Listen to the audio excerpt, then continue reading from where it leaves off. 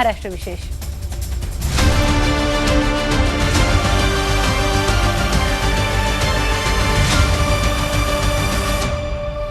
नमस्कार, मी विशाल परदेशी। महाराष्ट्र विशेष मध्ये आपलं सगळ्यांचं स्वागत। राज्य सरकारनं जनतेकरता घेतलेले लोकउपयोगी निर्णय आणि विविध प्रकल्पांबद्दलच्या घडामोडी आपण जाणून घेणार आहोत महाराष्ट्र विशेष मध्ये। त्याला सुरुवात करूया। विकसित भारताच्या स्वप्नपूर्तीसाठी नारी शक्तीचा सहभाग अनिवार्य आहे।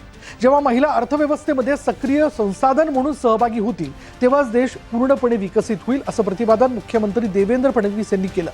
वांद्रे कुर्ला संकुलातील महालक्ष्मी सरस प्रदर्शनाच्या उद्घाटन प्रसंगी ते बोलत होते। यावेळी त्यांनी देशातील पहिल्या 1 कोटी लखपती दिदी महाराष्ट्रातच झाल्या पाहिजेत असं आवाहन केलं। महिला बचत गटांना आर्थिक पाठबळ देण्यासाठी मुख्यमंत्र्यांनी 300 कोटी वृक्ष लागवड मोहिमेत महिलांचा सहभाग जाहीर केला। याद्वारे बचत गटांना नर्सरी तयार करणं आणि वृक्ष संवर्धनासाठी निधी दिला जाईल।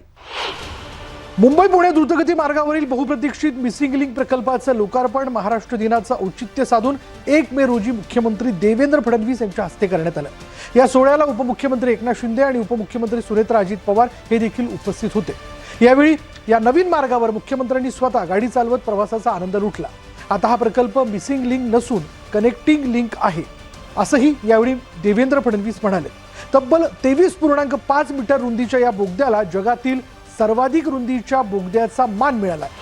मुंबई महानगर प्रदेशात सुरू असलेल्या विविध पायाभूत सुविधा प्रकल्पांमुळे बाधित होणाऱ्या नागरिकांचं पुनर्वसन अधिक सुलभ आणि प्रभावी करण्यासाठी मुख्यमंत्री देवेंद्र फडणवीस यांनी महत्त्वाचं पाऊल उचललंय। मुंबईत उपलब्ध असलेल्या हाऊसिंग स्टॉकमधील घरांचा वापर अधिक सुनियोजित पद्धतीने करण्यासाठी सर्वसमावेशक धोरण तयार करण्याचे निर्देश त्यांनी दिले। वर्षा निवासस्थानी झालेल्या या विशेष बैठकीत केंद्रीय मंत्री पियुष गोयल यांचीही प्रमुख उपस्थिती होती। महाराष्ट्रात आयुष्मान भारत आणि महात्मा फुले जन आरोग्य योजनेचं कामकाज आता प्रगत TMS 2.0 प्रणालीद्वारे सुरू झाले।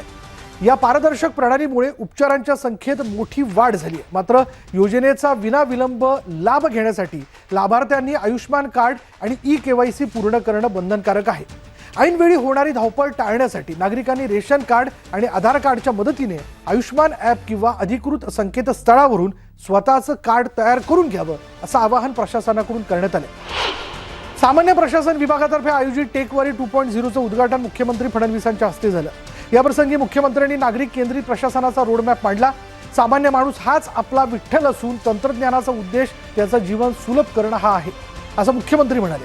आधुनिक युगात ज्याला AI समजतं तोच खरा साक्षर असल्याचं नमूद करत त्यांनी पुढील 1000 दिवसात 80 ते 90% कामकाजाचं स्वरूप बदलणार असल्याचा अंदाज व्यक्त केला। टेक्नॉलॉजीचं रेव्होल्यूशन हे थांबवण्याची ताकद कोणामध्येच नाही। ते अडॅप्ट करणं, त्याला सामोरं जाणं आणि टेक्नॉलॉजीचा वापर घोड्यासारखं करणं, त्याच्यावर मान ठोकून बसणं आणि आपल्या गतीला अधिक गती देणं, अशा पद्धतीनं जेव्हा आपण तंत्रज्ञानाचा उपयोग करतो त्यावेळी ते तंत्रज्ञान हे आपल्याला एका वेगळ्या उंचीपर्यंत घेऊन जातं। केंद्रीय रस्ते वाहतूक आणि महामार्ग मंत्री नितीन गडकरी यांच्या अध्यक्षतेखाली झालेल्या बैठकीत महाराष्ट्रातील विविध महामार्ग प्रकल्पांचा सविस्तर आढावा घेण्यात आला। या बैठकीत पुणे सातारा, नागपूर अमरावती, नागपूर भंडारा यासारख्या महत्त्वाच्या टप्प्यांच्या 6 पदरीकरणावर चर्चा करण्यात आली आणि प्रादेशिक आर्थिक विकासाला चालना देणं हा या प्रकल्पांचा मुख्य उद्देश आहे। राज्याच्या उपमुख्यमंत्री तथा बीड जिल्ह्याच्या पालकमंत्री सुनेत्रा अजित पवार यांनी जनगणना 2027 अंतर्गत स्वगणना प्रक्रियेचा औपचारिक शुभारंभ केला।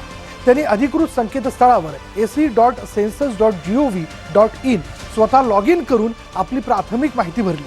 1 मे ते 15 मे या कालावधीत होणाऱ्या स्वगणना आणि घरगणनेच्या प्रक्रियेला यामुळे गती मिळणार आहे।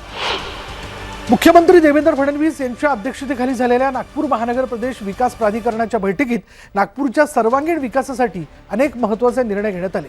नागपूर शहराभोवती बाह्यवळण रस्ता आणि 4 ट्रक बस टर्मिनस विकसित करणं, तसंच आंतरराष्ट्रीय व्यापार आणि आर्थिक केंद्र उभारण्यासाठी हुडकोशी करार करण्याचे अधिकार महानगर आयुक्तांना देण्यात आलेले आहेत। मुंबई उपनगर जिल्ह्याचे पालकमंत्री आशिष शेलार यांनी आरे वसाहतीची पाहणी करून प्रशासनाला महत्त्वाचे निर्देश दिले।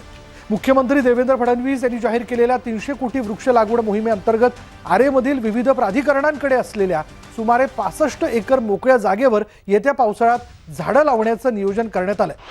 आज महाराष्ट्र विशेषमध्ये इतकंच। पहा फक्त न्यूज 18 मराठी, आवाज महाराष्ट्राचा।